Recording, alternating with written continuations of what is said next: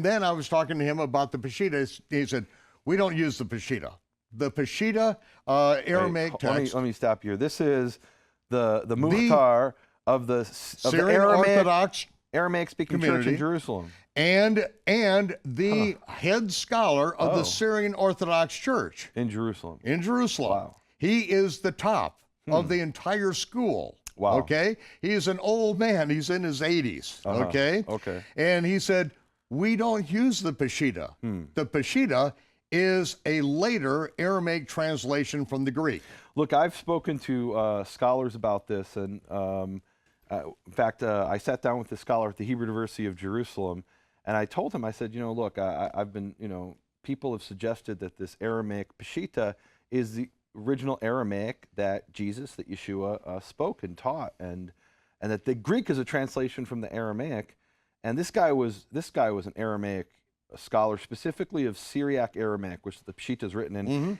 Actually, when I walked into his office, he was looking at this giant. It was like this big, this dictionary of Aramaic, of Peshitta Aramaic, and I asked him for some proofs. I said, well, how can we know? You know, you're telling me.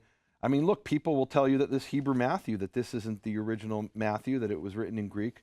So why would I believe you when you tell me that the Aramaic isn't the original, the Greek is the Aramaic? I said, I need some proof. I can't trust your word for it. And this was just for me. I don't think I've ever even shared this. I really just wanted to know for myself. And so he started off, he told me a bunch of linguistic things about how the Aramaic that Yeshua spoke was completely different than the Aramaic that the Peshitta is written in. It's a completely different dialect of Aramaic. He said it would be like the difference between German and Dutch. I mean, Dutch is the language they speak in Holland. I don't speak either of those languages. I read a little German. German is called in their language Deutsch. And you have Dutch, which is the language of Holland. Originally, they were obviously a single language, but now they're incomprehensible to one another unless you're from the border area there. But, you know, the German people can't understand Dutch, but they're that similar. The Aramaic that Yeshua spoke and the Aramaic the Peshitta is written in are similar, but they're also different enough to be essentially two. He said if it was any other language, they'd be called two different languages. But for Aramaic, we consider all these different, very vast different dialects one language.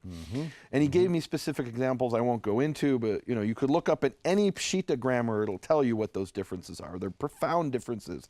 But then he gave me some really powerful examples that was like, I'm like, this is it. It's the end of the story. We're done. I wanted to know, and he answered it to me. Here's an example of one of the things he showed me. So the Hebrew word for covenant is brit. Now in American Jewish speak, we call it a bris. And that's because the Hebrew letter tav, when it has a dot in it, is a t. When it doesn't have a dot, it's a th, or in some dialects, sa. So brit, breath. It's the same word, different pronunciations of Hebrew. So the word is brit or bris, like I had my bris on my 8th day, the covenant, the circumcision in that case. Genesis 6:18, he says, I establish my covenant with you. The Greek word, and I'm showing you here, let's show it on the screen, the word is diatheke. Diatheke is the Greek word for covenant. Aramaic has a perfectly good word for covenant. The Aramaic word for covenant is kiyam. Comes from the Hebrew word, the Semitic root, lakum, lahakim, to establish. That word also appears, a form of that in the Hebrew connected to covenant. But the actual word for covenant is brit, and you say lahakim brit. And so Aramaic takes that and it's kiyam. That's the word for covenant.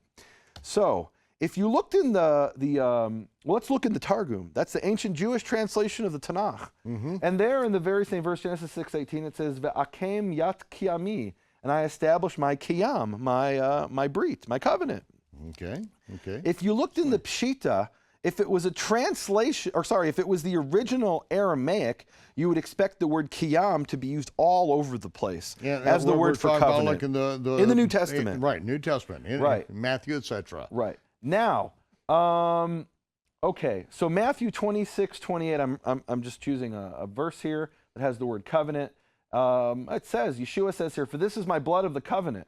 Okay, so in the Greek for covenant has diatheke. Same word as in when it translated brit in the Tanakh.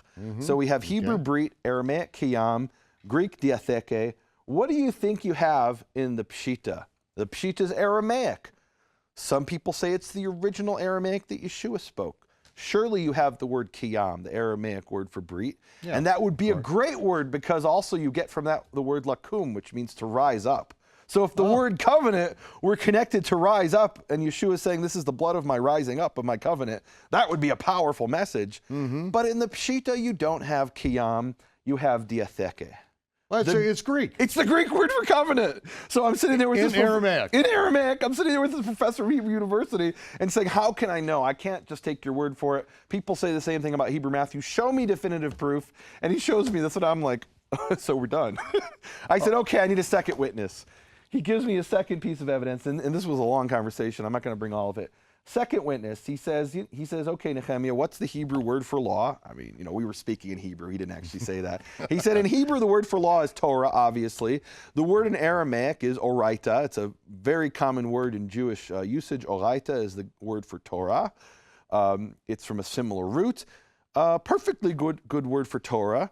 What do you have in the Greek word for Torah is actually we have it in English, nomos. Nomos. And for example, you'll say antinomian is someone who's against the Torah, against the law. Antinomian, anti-Torah, antinomos. So what is the word we have in the Pshita, in the Aramaic, which according to some people is the original Aramaic that Yeshua spoke, whereas scholars say it's a translation from Greek? He says the word is nomosa.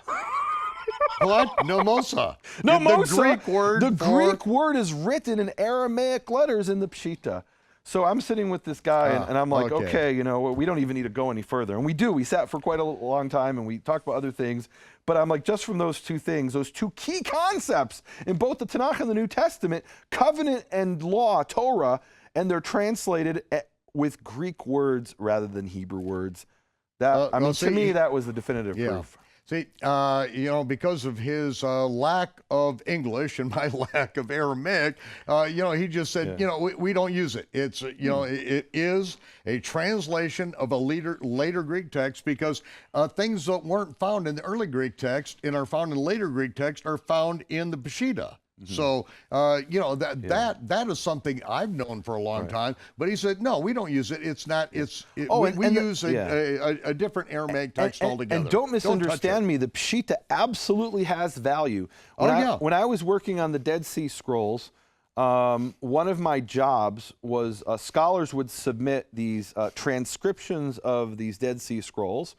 And with the transcription of the biblical scroll were all the parallels in the Greek and the Aramaic, the Targum, which is the Jewish translation, and the Pshita, which is the Christian translation.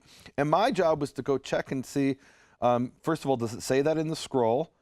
Does it say it in the Greek, the Septuagint, and the Pshita, and because there's a Pshita of the Old Testament as well, and does it say it in the Jewish Targum? And so we would reference these things. Scholars reference these things. They have value.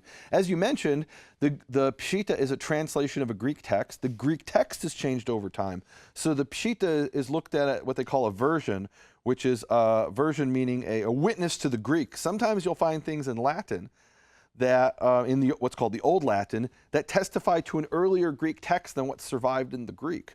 So these things have value. I'm not saying throw away the Aramaic or even the Old Latin, which has value if you're looking at the New Testament. The Greek is the primary text of the New Testament that survived. That's just the way it is. Even for the Hebrew Matthew, I say look at the Hebrew Matthew, but the Greek is the primary text. The Hebrew, though, has sometimes, as a second witness, preserved things that are lost in the Greek. So the Pshita has value as a second or even a third hand witness. But but to say it's the primary text, I mean, covenant and Torah in Greek words. Come on, there's a good Hebrew word for Torah and a good Aramaic word for Torah. Neither of those are used.